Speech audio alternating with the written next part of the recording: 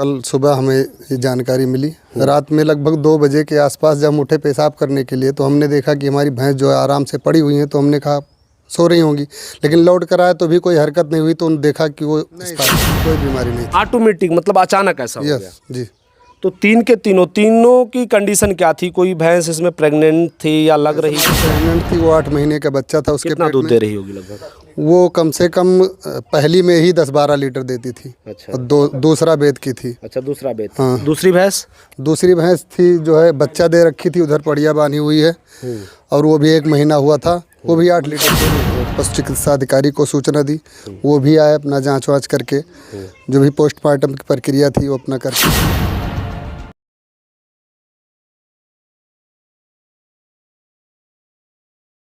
मित्रों, इस समय हम गोंडा जिले के मनकापुर तहसील क्षेत्र अंतर्गत, मनकापुर थाना क्षेत्र अंतर्गत इस समय हम उपाध्यायपुर ग्रंट में हैं।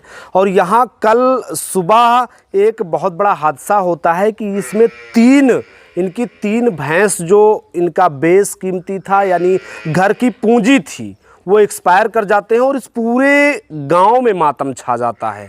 वो इनका इमोशनली कनेक्ट हो चुके थे। वो जो है एक सदस्य की तरह ये लोग मानते थे उस भैंस को। वो भैंस ना मान करके एक परिवार का सदस्य मानते थे, और पूरे घर पे जो है दुखों का पहाड़ टूटा है।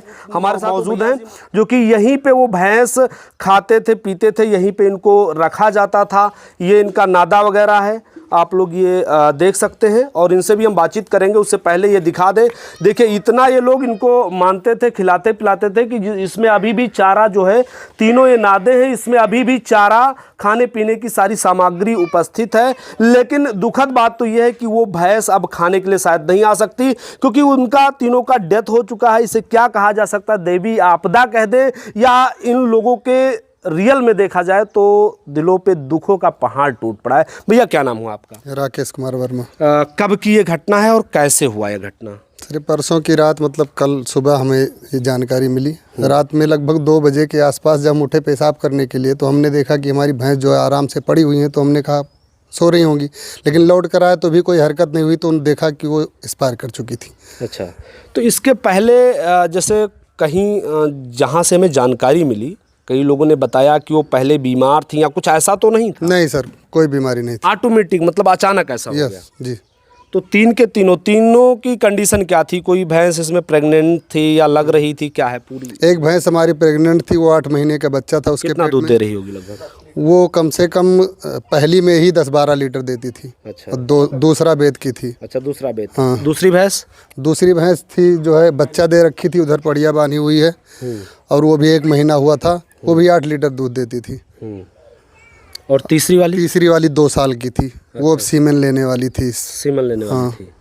तो ये जब कल आपको ये मतलब नाइट गुजरा, आपने देखा कि एक्सपायर कर चुकी हैं, फिर आपने सबसे पहले किसको सूचना दी? सबसे पहले हमने सूचना दी, हमारे यहाँ के प्रधान जी आए थे। अच्छा। लेखपाल साहब आए। हमने जो है मनकापुर पशु चिकित्सा अधिकारी को सूचना दी, वो भी आए अपना जाँच वाँच करके, जो भी पोस्टमार्टम की प्रक्रिया थी वो अपना करके चले गए।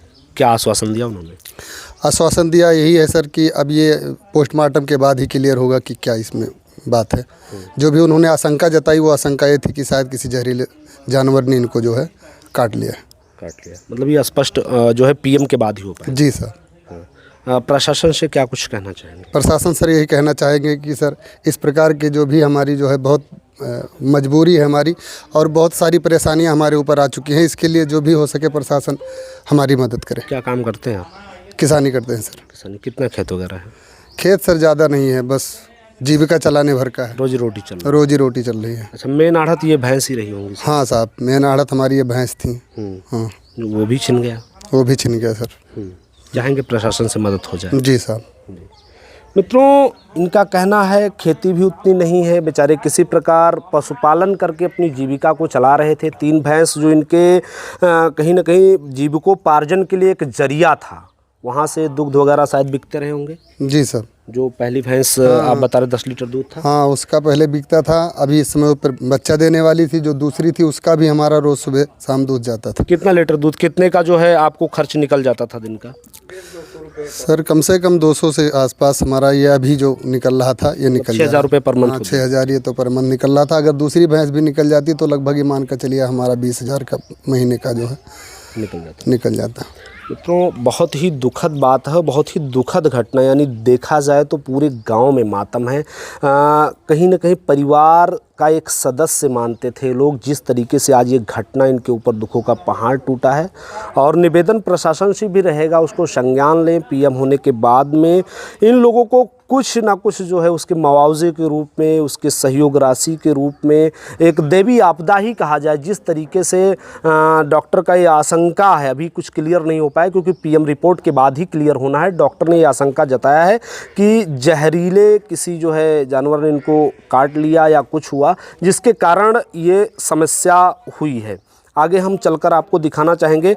ये उस भैंस का बच्चा है, शायद इसके जो है सर से माँ का साया उठ गया। ये छोटा सा बच्चा है। सोचिए, अगर यही चीज़ किसी अगर बात करें मनुष्य की बात होती तो छोटा बच्चा होता है और उसको किसी प्रकार लोग पालते हैं, लेकिन अब इसको भी बच्चे की तरह ही ये लोग पालेंगे। जिस तरीके से आज देखा जाए इसके भी सर से आज माँ का साया उठ चुका है। इस तरीके से आज इस परिवार जो है पूरा मातम छाया हुआ है, पूरे गांव में पूरा परिवार दुखी है, पूरा गांव समाज दुखी है। आज इतना बड़ा हादसा इन लोगों के घर में हुआ है। तो सरकार से भी मेरी और जो है प्रशासन से भी मेरी आग्रह रहेगा, किसी प्रकार इनका जो है दैविक आपदा इनके साथ इतना बड़ा हो गया है तो इनको सहयोग राशि प्राप्त कराई जाए। आप लोग इस वीडियो को देखिए और ज़्यादा से ज़्यादा शेयर करिए मित्रों। जय हिंद, जय भारत।